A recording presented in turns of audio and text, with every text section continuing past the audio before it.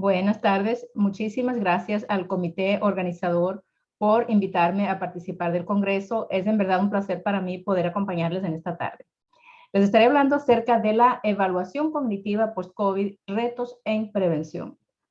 Una de las situaciones que con mayor frecuencia estamos viendo en nuestra consulta en los pacientes que han pasado por COVID es la presencia de alteraciones en la esfera cognitiva.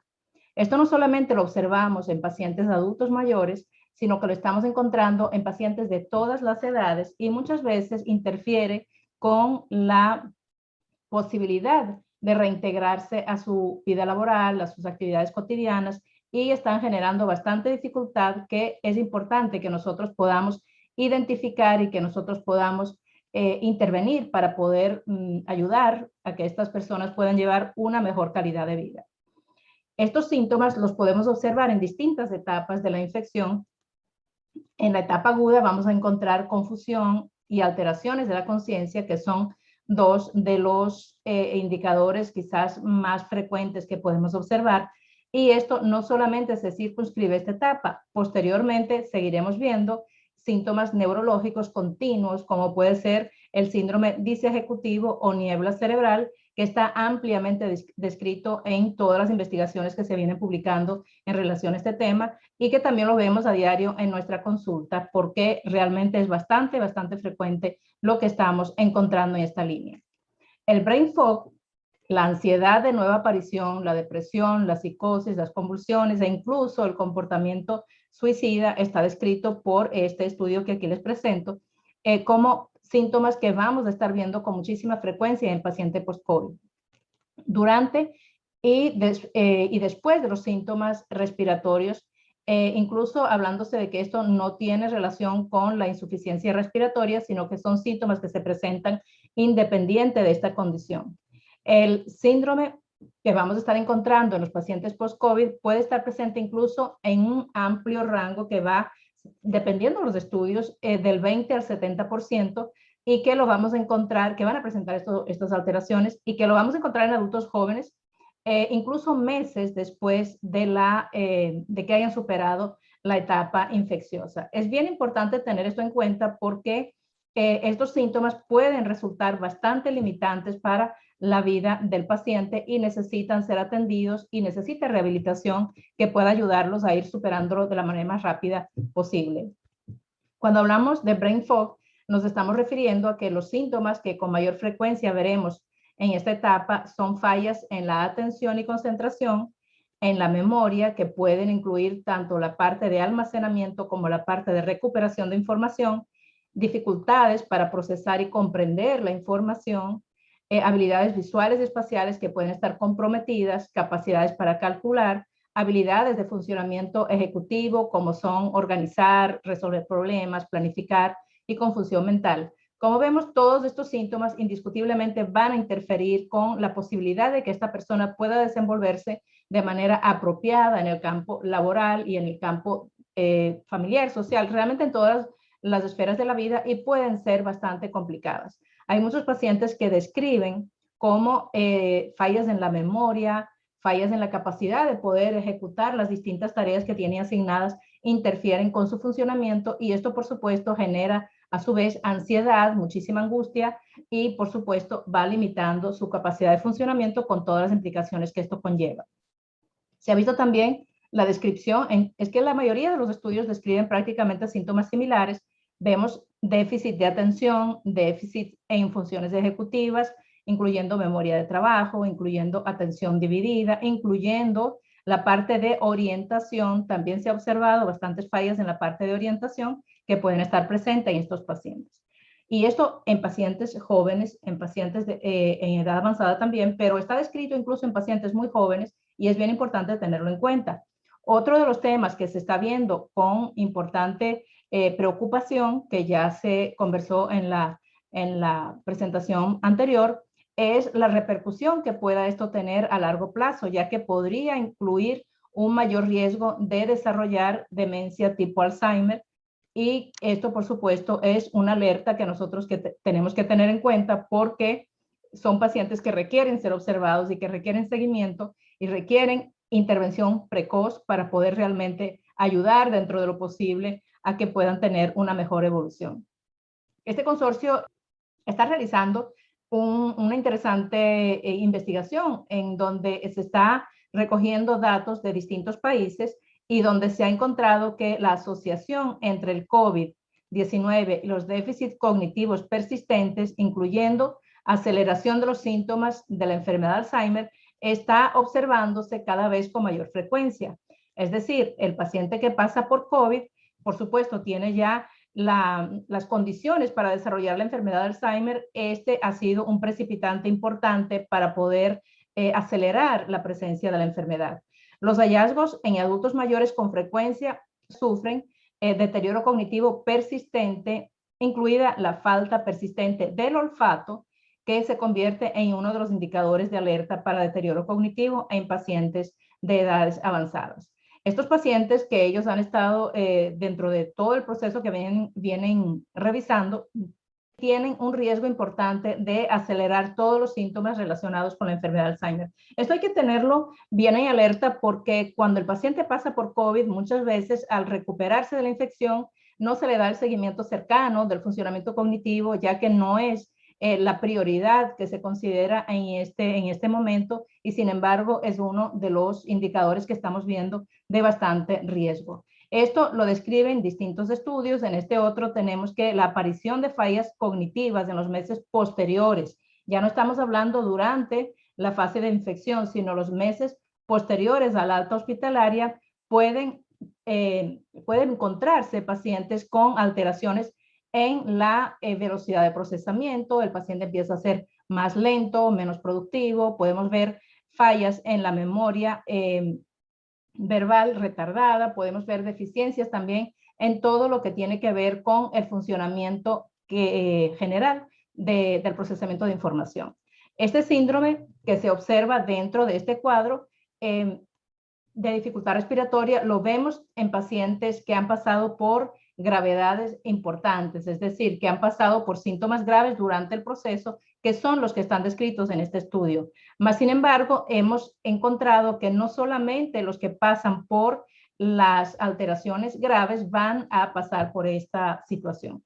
Se ve un aumento de la fatiga, fallas en la concentración, fallas en la memoria, disminución general en la velocidad cognitiva meses después de la alta hospitalaria, y esto por supuesto va a interferir con todas las actividades de la vida diaria. Esto no solamente está descrito en pacientes adultos mayores, sino incluso en pacientes más jóvenes.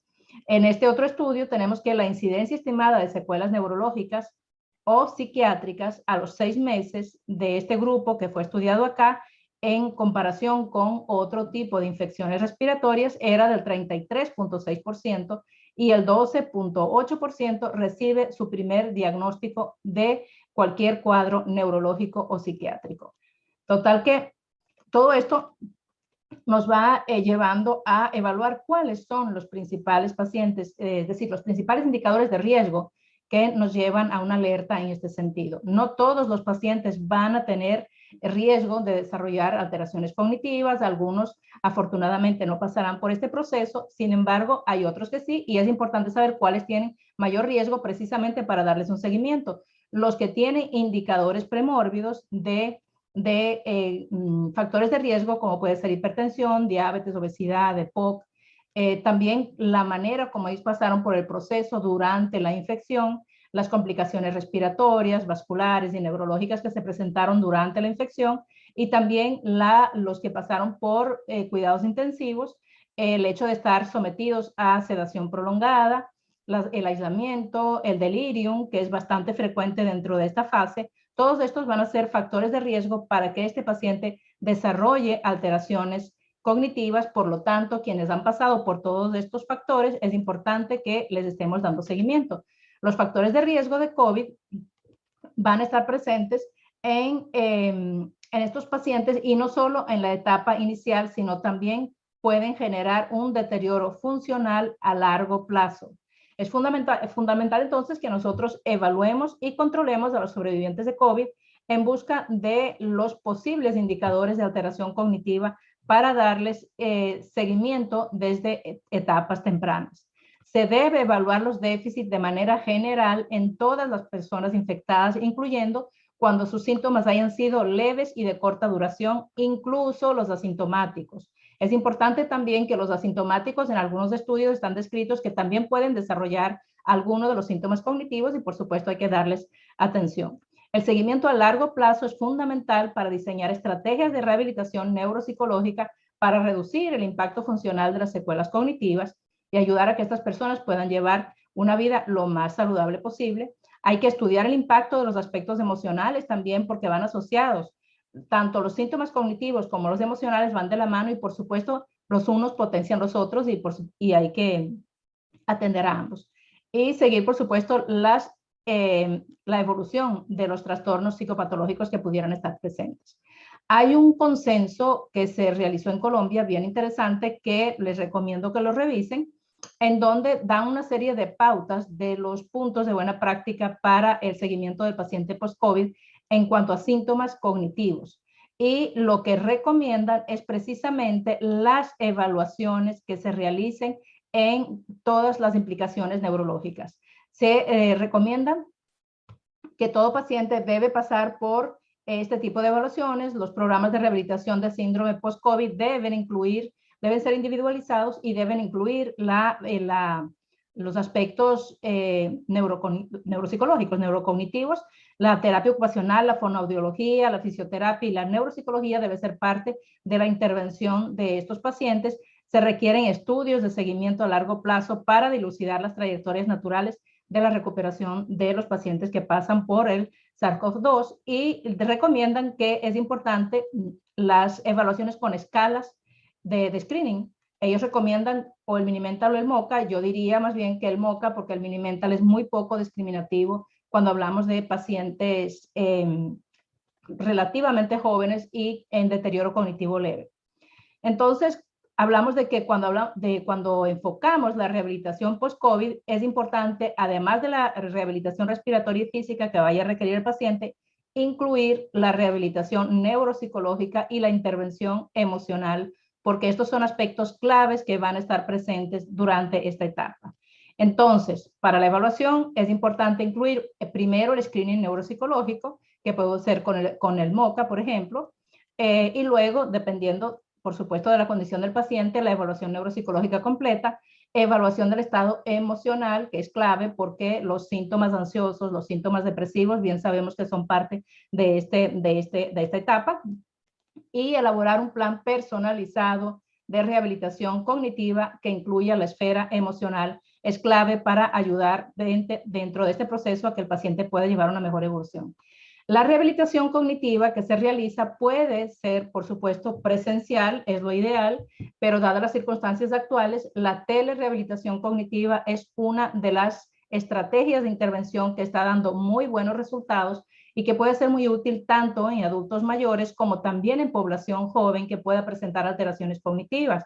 Pacientes con brain fog, jóvenes que están en este proceso, pueden beneficiarse de manera bastante importante de una serie de programas de intervención que se pueden realizar a nivel digital y que permite que ellos puedan adaptarlo dentro de su contexto laboral o las actividades que estén realizando y poder incluir este tipo de estrategias que pueden ser altamente efectivas. Por supuesto, la rehabilitación presencial, cuando es posible, también es recomendada, pero no excluye la posibilidad de utilizar este tipo de estrategias que son bastante útiles para ayudar al paciente a recuperarse.